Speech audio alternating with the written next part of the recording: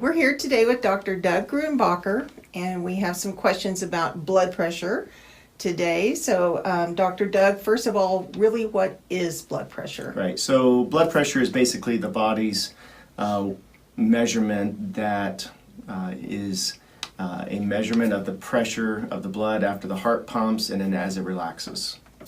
Okay. And what's a normal blood pressure? So a normal blood pressure is about 120/80. It does vary throughout life. Babies will have lower blood pressure, and as we get older, we have higher blood pressure. But as an adult or adolescent, once we're full grown, 120/80 is a normal blood pressure. And what can make that vary, or what can be a high blood pressure, dangerous blood pressure? Things that can cause blood pressure to be elevated is too much stress. Exercise will actually make the blood pressure go up. Certain foods, high salt diets will make the blood pressure go up. Anything that causes the body to have a stressful response can make the body go up. So that can be infections. On the other hand, sometimes blood pressure will go too low. Blood pressure can go low when you have an overwhelming infection. If you're dehydrated, it can get too low, and then you would get the most common side effect of that or outcome is dizziness, lightheaded, and so on. All right.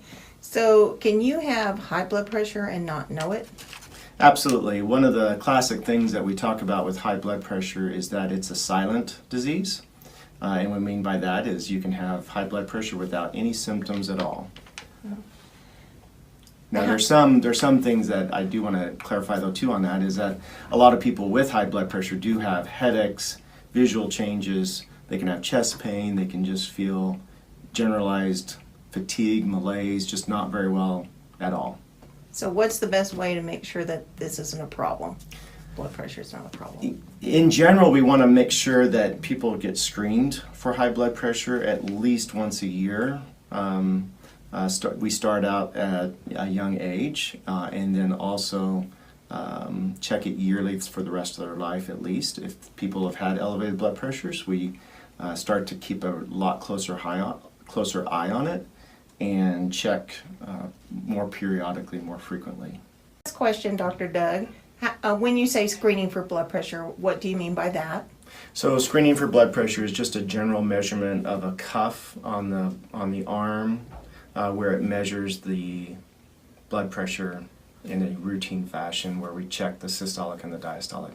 And the reason why blood pressure is so important, right, is that it is the most preventable cause of heart attacks, heart disease, stroke, kidney function. So it really is the most important, one of the most important things that we do as physicians. And if we can get people to have good blood pressure control, we'll decrease a lot of problems in the future and save a lot of lives. Okay, very good. Well, thank you so much for your time.